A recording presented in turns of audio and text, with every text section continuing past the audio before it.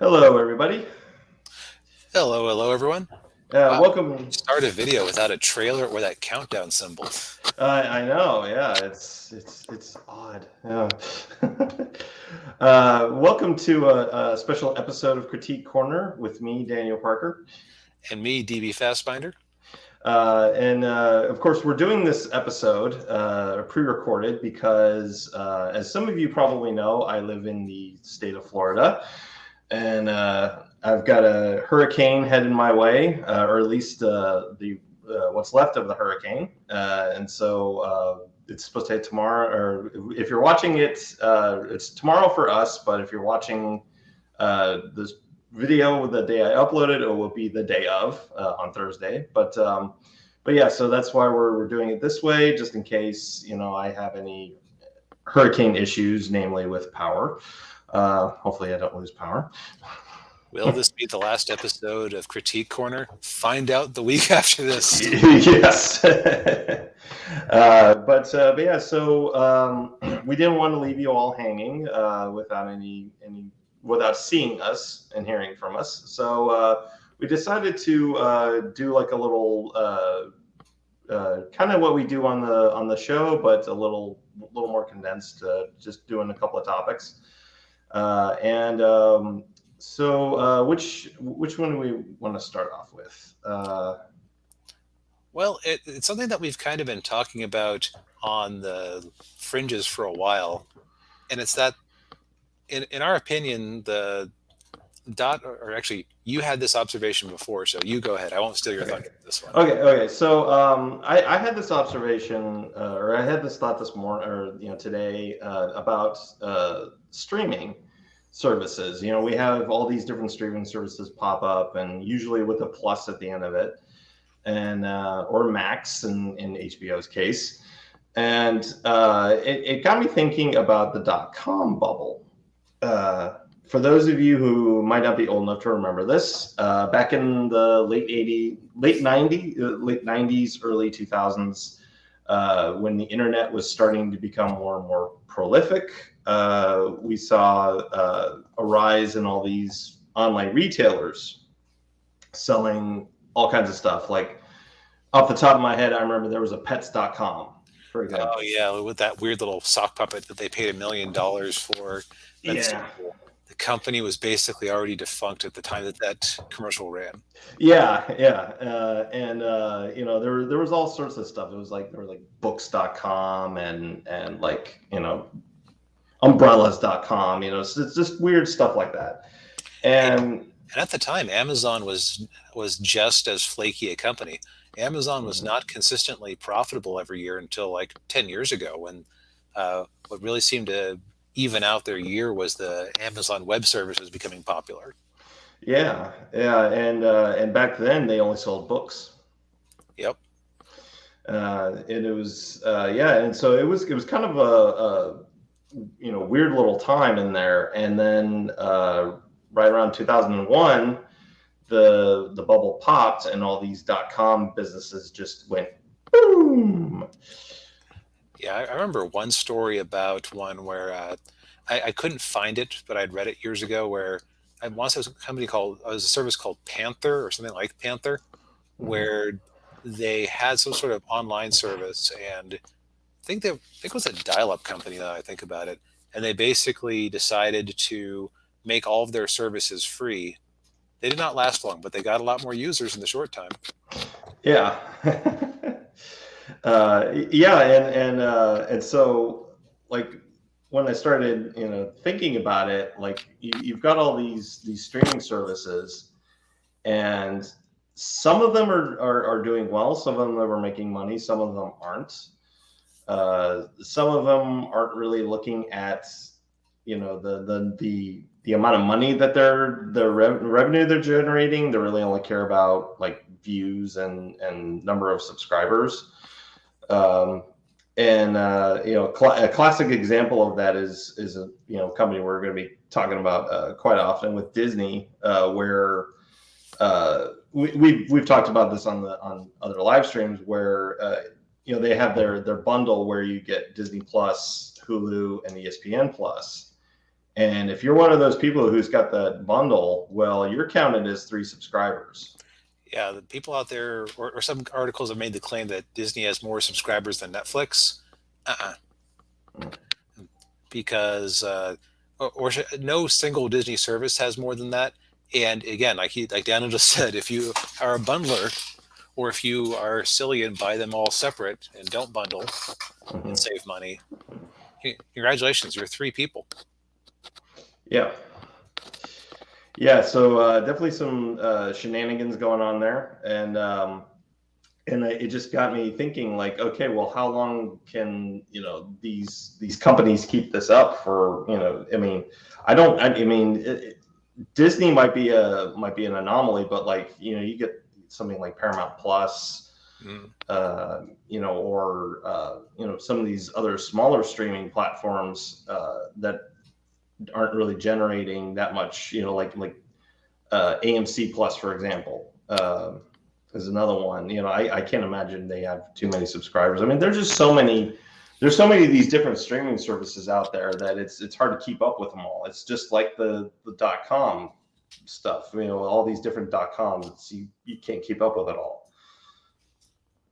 You know what? I'm curious. So is AMC Plus run by the AMC Theaters people, or AMC Channel? Okay. Yeah. Yeah, they own Shudder. And they also own High Dive, which is an anime service that basically has everything that Sentai owns rights to. Yeah. Maybe I can view the 2020 annual report for AMC. Let's find out. Yeah. AMC Entertainment Holdings. See if the word Shudder shows up in here.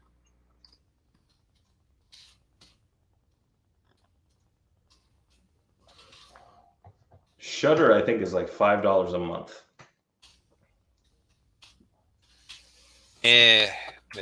That's a different thing.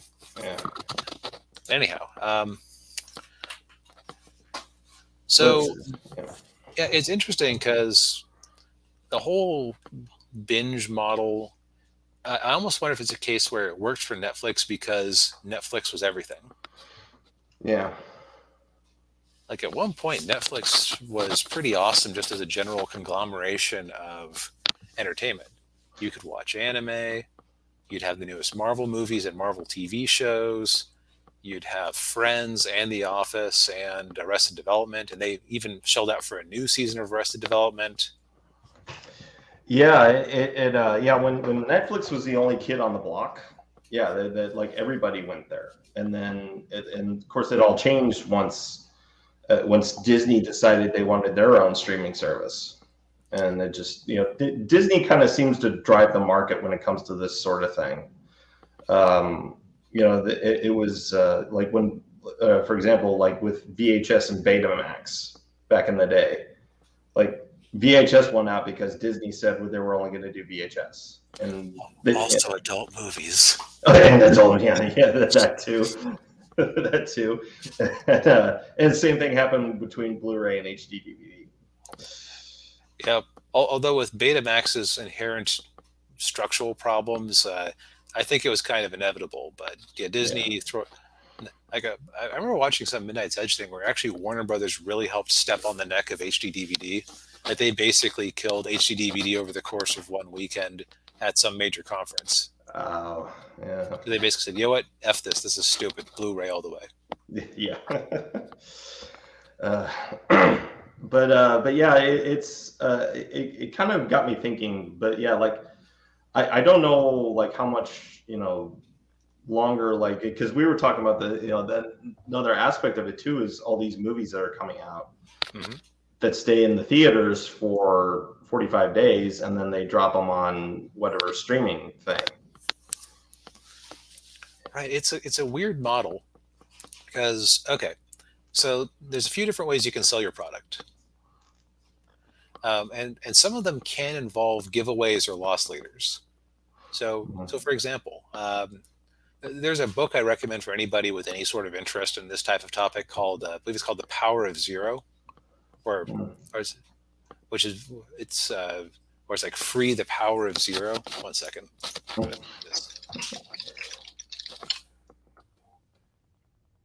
Uh,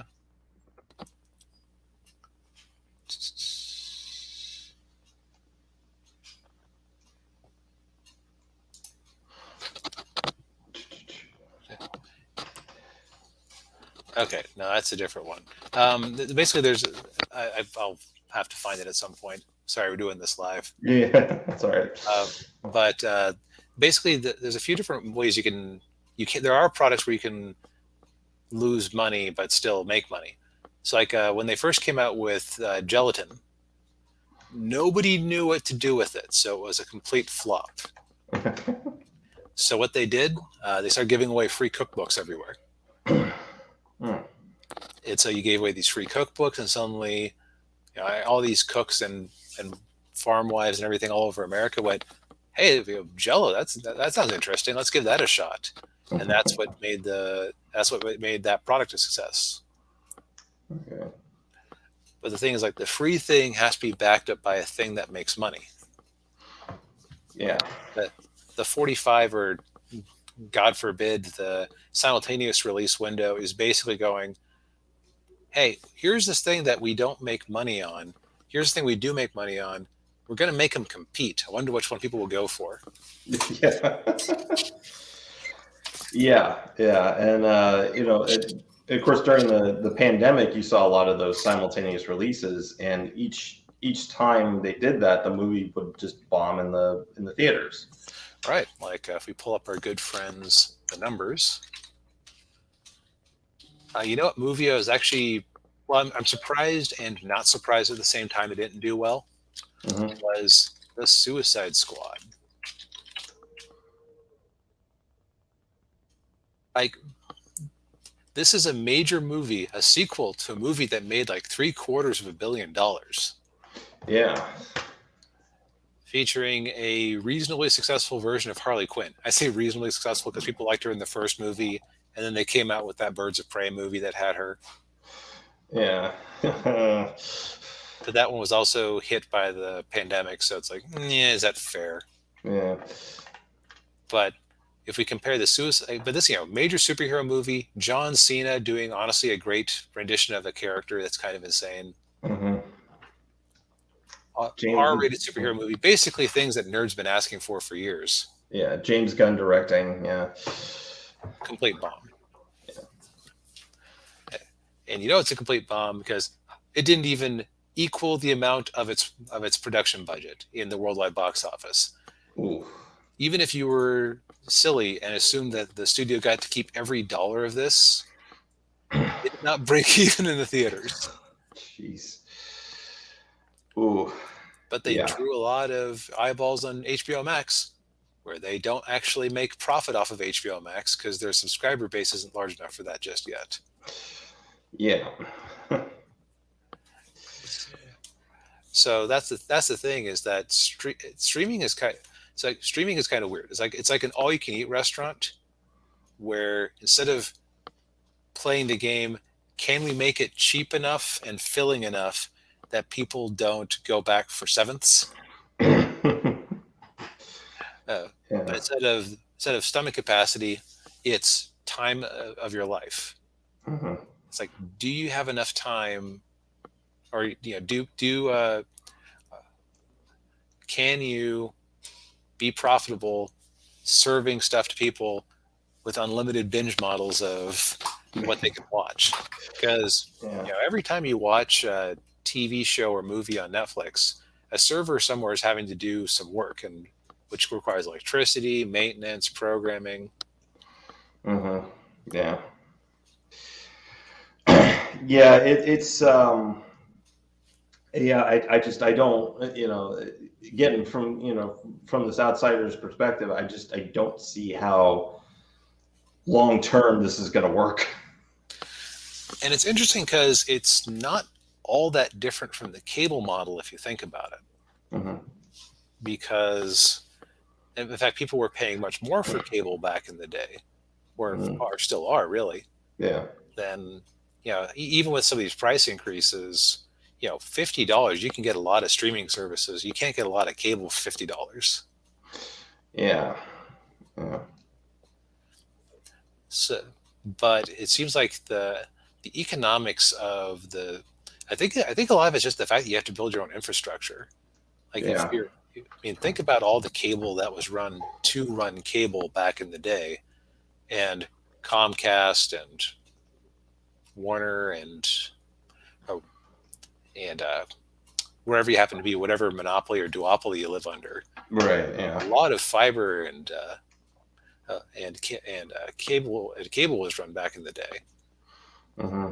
and so and they just broadcast it all down the line, and then you just change the channel on your TV to tune into whatever you want, versus having to make a bespoke connection to tens or hundreds of millions of people at a time on your streaming service. Yeah. Yeah. It's yeah. Yeah. It's yeah. Yeah. It's sometimes hard to wrap my head around stuff like that. Yeah. Yeah, and mind you, I think that there would be a point where it was super profitable if you, but it's you could probably make more money elsewhere is the thing. Hmm. So, but here's the thing: is that for years Wall Street has rewarded these companies for showing constant revenue growth. Yeah. I remember I saw a line somewhere that was, "When a measure becomes a goal, it ceases to be a measure," Hmm. which means that is Disney going to let you see them stumble in a quarter on Disney Plus subscription? No. Nope. That, that now the last quarter I heard about, they came close, 100,000 growth in the U.S. That's saturation, or a lot of people being pissed off about Lightyear Yeah. or the Florida nonsense or whatnot. Yeah. But they'll find a way to spin it. But there's there's like a very similar thing going on with all these with these tech media companies. They've been having an awful time lately. Hmm. Who was it that went public last year? It was one of the. I'm trying to remember. I just remember Neon from Clownfish TV talking about SPACs all the time, where it was like some acronym for the type of stock it was. I'm just not thinking what it is right now. Yeah. But like a lot of these companies, like it's like what you might call the missing link media. They're like semi-official, like Huffington Post, that type of website. Hmm. They have very well paid people, yeah, but they don't make an awful lot of money because they have angel investors. And angel investors are wealthy people who basically go, well, I have more money than I know what to do with, and I'm here to make more money. I think I'm just going to seed $1 million into 100 companies, and some of them will pay off and pay for the losers. Yeah. Yeah. And you can't, and that's basically, so a while back I had come into a little bit of money, and it was suggested to me by somebody, and I'm not going to say who suggested this. Well, you could move into a nicer place and just use that money towards your rent. It's like, yeah, but what happens at the end of the year when my salary no longer covers the nicer place I'm in? Yeah. This was like for a rental. Like, Oh, jeez. like this is, I can see where they're coming from, but it's not. I chose a different path for that money, so I just. It's a similar kind of thing. If you make $100 a month off of ad revenue, but you're paying your people $300 a month, but don't worry, every so often you do a private public offering of parts of your company, and you make $500 every few months. Yeah. Math lasts for a while, but Yeah. in the long term, especially with let's see what I can tell you from my stocks that it's not been a happy time for the Dow Jones. Yeah. Uh, Yeah. so suddenly people are having to tighten their purses, and it's funny. Up until earlier this year, everyone always just went along with the subscriber story of these companies. Uh, And the subscriber story was, oh, well, as long as we keep growing subscribers, eventually we'll be able to increase prices and uh, get to go from lean profitability to super profitability, or go from unprofitability to profitability. yeah. And then something happened to Netflix along the way. Oh, they're actually better off than the last time I looked.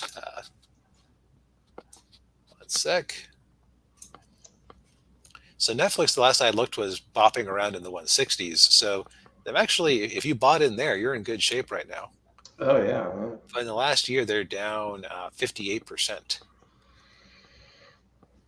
Which, boy, Yeah. if you bought at 700, Oh.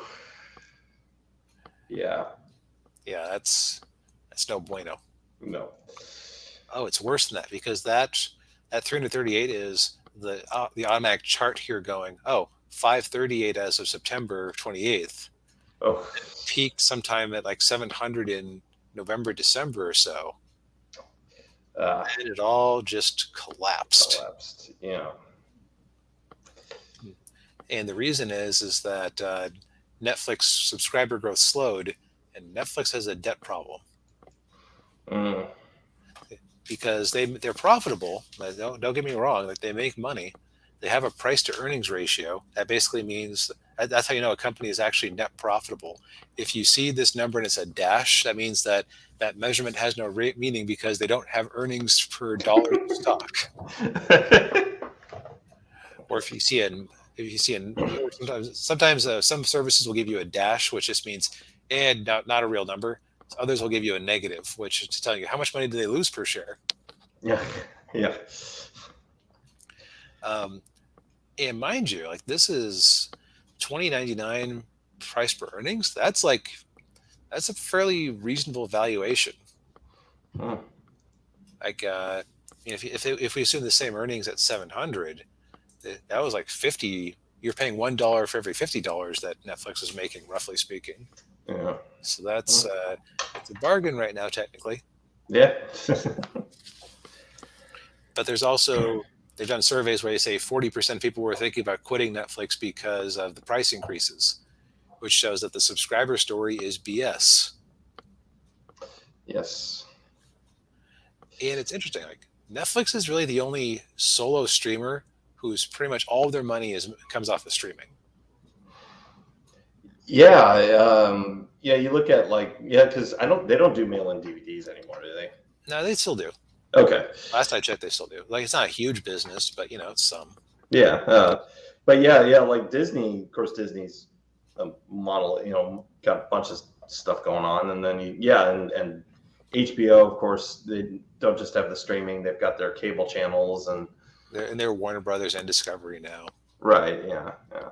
So that is interesting. I think a lot of it has to do with Netflix just having a head start on the competition. Right. Like they pulled off something that was really brilliant. You can't take that away from them. Yeah. But there's limits to that, and there's really a level where Netflix is leaving a lot of money on the table, because that there's a bunch of Netflix originals that like I heard somebody say, hey, why not sell the first season of Stranger Things and have it on, make it available for cable channels, and just make a few $1 million that way, advertise the show and the service. Yeah. Because how many people are watching Stranger Things season 1 how many existing Netflix subscribers who want to watch Stranger Things haven't seen Stranger Things season 1? Probably not very many. No, considering the way that thing dominates streaming charts like that, if you haven't seen Stranger Things and you are remotely interested, what's wrong with you? Why are you paying for Netflix still? Yeah. What are you paying for Netflix for? Yeah. It can't be their wonderful true crime documentaries. God. But so that's part of it, is that subscriber growth has cooled off, or in some cases has reversed for some companies. Mm-hmm. because part of what really fueled that growth was everybody was locked at home. What else did they have to do? Yeah. Video game companies have seen a similar slump. Hmm. It's like the best case scenario for your game was to come out in is to be ready to go in early 2020 and have people on Twitch play you, Yeah. like Among Us. Like I remember, when I got picked up Among Us, they still had a message on the screen saying that the app was no longer being developed and would be shut down when the server traffic got too low to justify it. Okay. So that tells you how much that caught them by surprise. Yeah. But so let's talk about a couple interesting things here. Yeah. So there's basically two measurements here that you can use. Um, Actually, this might make more sense to bring this up. The other thing is, what's a subscriber? Mm-hmm. So this was brought to my attention by Clownfish TV earlier. This is a good one, where basically investors are suing because they feel, I think they were Discovery investors or Warner Brothers investors. I think it was like some pension fund, actually, that I think about it, some state pension fund. Okay. Was basically saying, hey, Warner Brothers cooked the books and claimed that they had, which was part of AT&T at the time, cooked the books and claimed that they had more subscribers than they actually had, by something like 10 million. Now I thought that's pretty extreme. Like, what kind of Enron BS are you pulling off to make that happen? Then it turned out to be way more subtle than that. AT&T was doing a deal to try to boost up HBO Max, where if you bought an AT&T phone, like a new one with a subscription, you got a free year of HBO Max. Mm-hmm. Verizon does the same thing with Disney Plus. I think T-Mobile does that with I think T-Mobile got the bar rolling, teaming up with Netflix. Right. Yeah. And I think T-Mobile at this point, you get to choose your subscription service because they have a few different options available. Last I looked at it, I may be mistaken, but I believe that's correct. Yeah, I remember that with AT&T when I was a customer, or well, I still am, but I had fiber, AT&T fiber, in my old apartment, and yeah, I got HBO Max for free. So did my dad. He got it as part of his cable bundle. Yeah. Now, they're still making a little bit of money off of that because I think that the cable company is paying them, or Verizon or whatever, is paying them a couple dollars a month for part of that free, because they see it as kind of a add-on to boost people getting their phone earlier.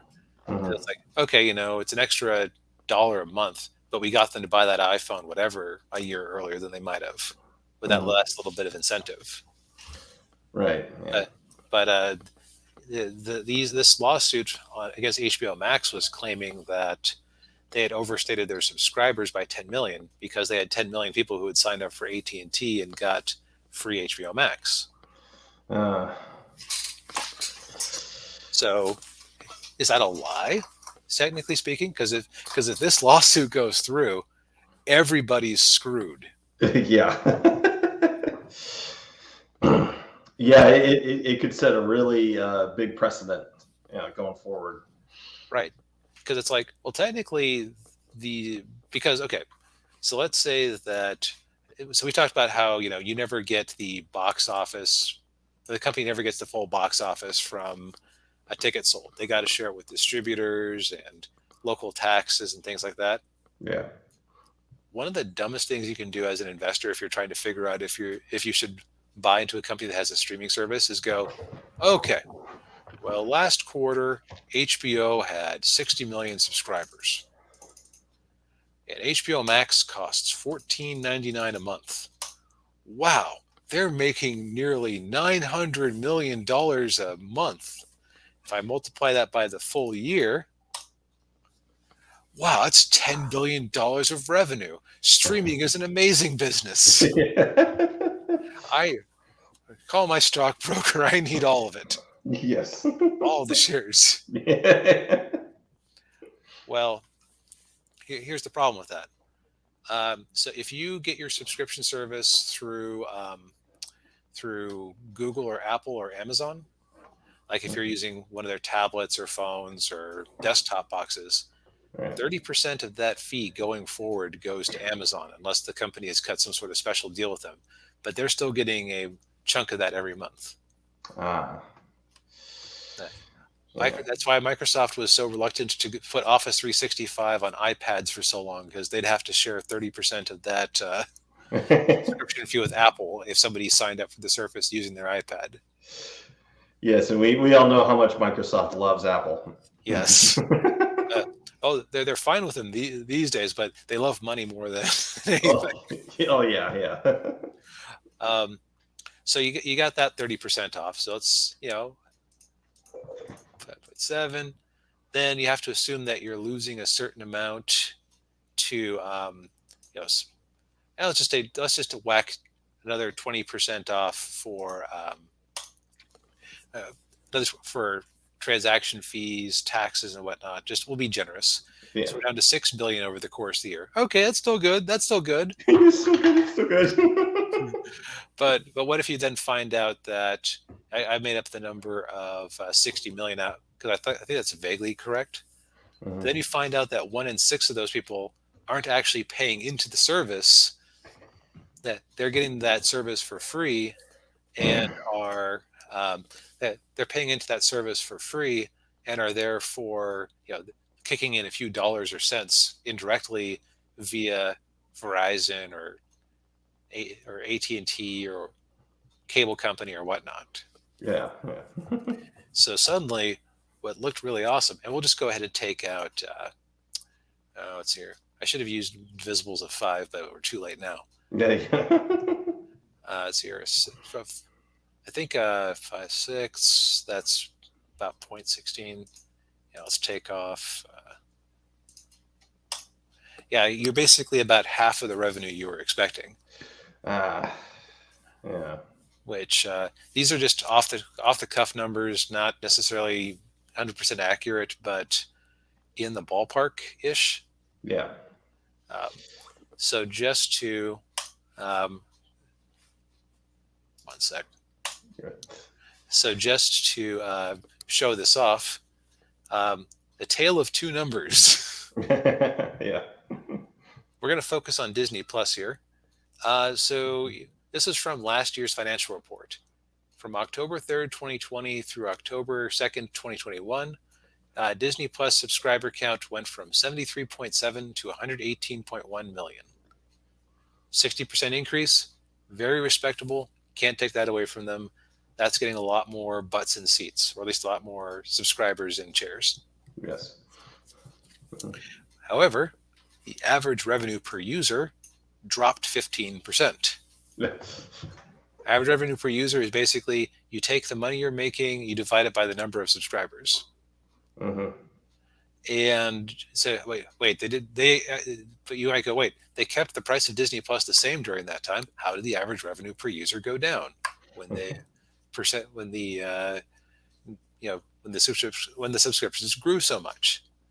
Answer: one, a lot of those were using a service called Hotstar in India, which they bundled into Disney Plus, which people were mostly using to watch cricket games, and they lost the streaming rights to cricket. Mind you, it was a fool's bet because it was bid up to like $3 billion. So they would have lost money on it. Still, going to hurt their subscriber count. Yes. And these people in India were paying like less than $1 a month, I think.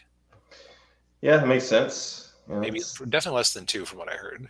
yeah, because India is not a wealthy nation. Yep. But at the same time, all those Verizon people, even if Verizon is kicking in $1 a month,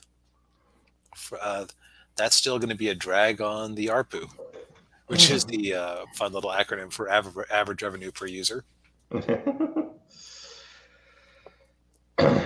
So it's just, in mind you, like this stuff here, this isn't profitable. This is still losing money because having to build out server farms and make new content to keep people coming back in. Yes. And yeah, and that new content has been very dodgy in the last few years. Yes, partially because they've had to rush it out to try to have new content for the service. Yeah, there's yes. I've talked about this before. With Disney Plus, other than The Mandalorian, they really haven't put out any original content that's worth watching. Yeah, not very good overall. Mhm. Yeah, it's I mean the Marvel shows. Even though I've only watched two of them, but I did not care for either one of them. And the Star Wars shows, like I said, other than the Mandalorian, those haven't been very good. um, so it's if you want to get new people to your service, you want content. You got to make content that's a little bit better to watch. Right. Well, and it gives weird incentives when you have to have content over quality. Mm-hmm. Because imagine that, it, this is something that cable was definitely not immune to. Mm-hmm. But because of the nature of the beast, it was a different problem. So, you take a cable service. Let's say that you run Cartoon Network. We'll just pick Cartoon Network as an example. Yeah. You know that you have to fill 48 slots, half-hour slots over the course of the day, and you have a variety of ways you can do it. You can do different programming blocks, like for Cartoon Network, you'd have a block during the day of kind of preschool friendly cartoons Mm-hmm. that I mean, I'm sure you remember being homesick as a kid and noticing the transition. Like, you start off when school would normally be starting, and it's cartoons, or it shows that kids your age might actually like to watch. Yeah. Then it dips down into like the Richard Scarry type stuff, or like preschool friendly stuff. Then Yeah. somewhere around 3 o'clock is when they figure kids are going to start coming home from school. They switch it up to reruns of shows that kids actually like, Right. and then it converts to then it turns into like something like Adult Swim. No, excuse me. Oh, it first turns into like a block like Toonami. Then you've got your other types of shows. Then Mm-hmm. then you switch over at some magic hour to Adult Swim, and you switch over to anime and more adult oriented shows, and then some. And I know this from doing all nighters in college. Somewhere around 4 o'clock, there's suddenly a DVD commercial for Girls Gone Wild that turns on, and they show Mr. T's show at 5 a.m. They did like 15 years ago. Yeah. Um, so like you got to figure out how to fill those blocks, Yeah. um, which is already hard enough to fill with 48 blocks of quality. But with the cable model, I can um, I can do repeats. I can have, if I have my 2 o'clock to 4 o'clock block where I figure, okay, some kids might be home by this point. Mm-hmm. I can show the rerun from the previous day of the main block shows and assume I have a different audience. Yeah. Meanwhile, on the streaming model, you have to have at any given moment exactly what any person would possibly want from the streaming service.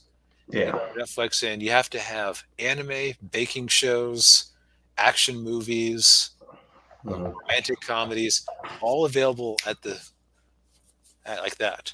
Yeah. Like, because there's a room for niche streaming services like Shudder and Crunchyroll and things like that, Mm-hmm. but that isn't the game that HBO and Disney are playing. No, they're playing the we want as many people as possible watching as much as possible, and they they're just pumping out as much content as they possibly can and hope that something will stick.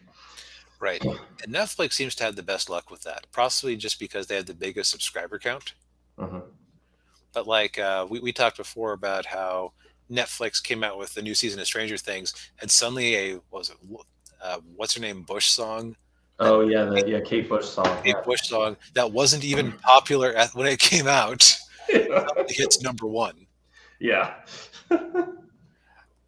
Like you can't fake that kind of cultural influence. No. No. Yeah. So yeah, so it's like Netflix is the one streamer, and everybody else pulling their stuff off of Netflix and forcing Netflix to whip out the credit card to make their own shows of dodgy quality of their own and have a few big hits. Yeah. May not be sustainable. Yeah. Yeah. Yeah, and it's it'll be interesting to see what happens to Disney Plus, going forward. I think they'll keep it around for as long as they possibly can, until it's not financially viable to keep it around. Right. They may actually be able to hit profitability at some point, but I think that David Zaslav over at HBO has said interesting things like he feels like HBO is already like $15 a month, Mhm. $10 with ads.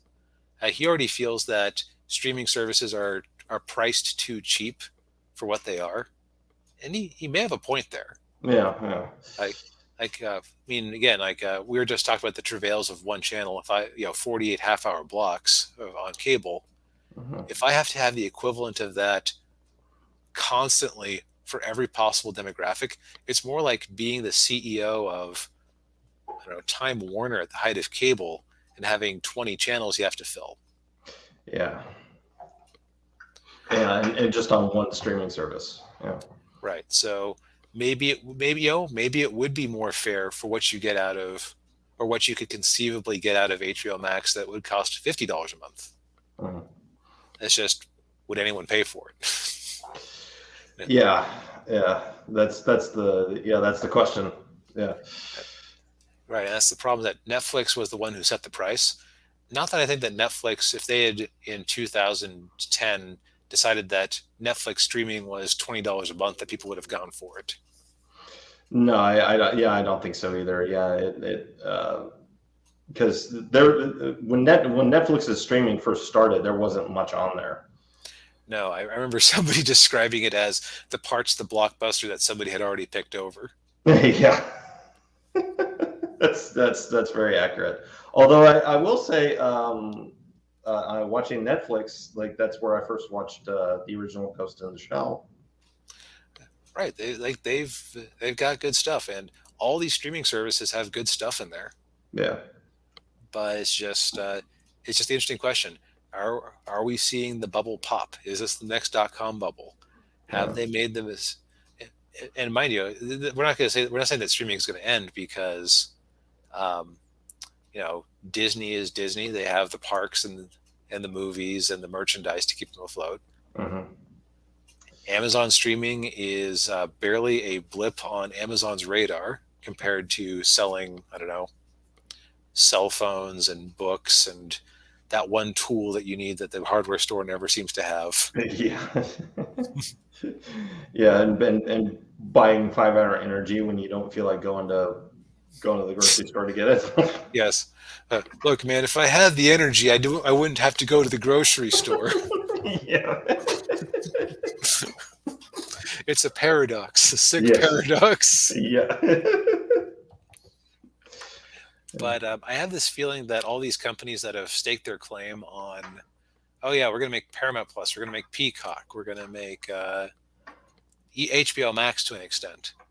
mhm. I think that there's going to be some consolidation there. Yeah. Yeah, it'll happen at some point, and yeah, like you were saying, streaming isn't going to go anywhere, but it probably won't look like it does right now. Yeah, like so we're very bad at predictions. History has shown, but let's make a Yes. few predictions anyway. Okay. So who goes down first? I'm going to say, I think Paramount Plus is probably, well, no, not Paramount Plus. It'll probably be one of the smaller ones. My gut says Peacock. Yeah, Peacock. Yeah. Because, okay, you can have your issues with Star Trek Discovery and Halo, the TV show, but Mhm. Paramount Plus has shows that you've at least heard of. Name me one Peacock Plus original. I can't think of one. Yeah. Me either. It definitely hasn't. They can't even get people to complain about them for being woke, Yeah. which tells me that they have not gone their way into any established franchises. Right. Yeah. I'm almost So, curious, but yes. But yeah, yeah, but yeah, it'll be interesting to see what happens there. wow, they're doing so well that right now they're offering get Peacock Premium only $1.99 a month for 12 months. Two That's dollars? yep. It's the ad supported stream that's normally $5. Oh, So being ad supported is a little bit better. Okay, you can get Sunday Night Football in there, I guess. well, Oh man, new and noteworthy, the Amber Ruffin show. Man, we all love Amber Ruffin here, right? Huge Amber uh, Ruffin stands. oh yeah, yeah, Quote her all the time. I yeah. certainly have heard of Amber Ruffin until this moment. Yeah, I was about to say, like, I don't know who that is. Minions: The Rise of Gru. Yeah, that's because Peacock is owned by Comcast, who owns Universal. So that they're going to get that. They've got that going for them, I guess. Yeah, and that'll probably be on Netflix pretty soon. Right? Because I think they have their sharing agreement where it goes to Peacock, then it goes to Netflix, then it goes back to Peacock. Yeah, yeah, because there's a Minions like anthology show that's on Netflix. So yeah, they got a little deal there. Streaming breeds strange bedfellows. Like while Warner Brothers is trying to make HBO Max a thing, I noticed that when I had an Apple Plus subscription, that a lot of the Apple Plus materials were actually made by Warner Brothers. Yeah, At least Ted Lasso. yeah, Ted Lasso is, yeah. Of course, I can't think of any other shows that are on I can't it. think of it off the top of my head either, but there were like a couple I sampled, and a decent number were Warner Brothers. Mm. Yeah, yeah, yeah. Well, do we have anything else we'd like to say about streaming or? Um, it's I think this is good. This era in business in general is going to get looked back on for a lot of reasons, especially in the entertainment industry. I think it's going to Mhm. be the story of how the entertainment industry let itself get captured by what people were saying on Twitter, Yeah, yeah, but but also it's where so so you know that there was a classic style of medicine that came from ancient Greek and Rome called I think it was called Galenic medicine or galvanic medicine. yeah. That's basically where you have the four humors, and oh, you have too much red blood in your body, so if you have chills, we have to bleed you with leeches for a little bit, Oh, yeah, yeah, that type of thing. yeah. It was realized at some point in the early Renaissance that that was kind of nonsense.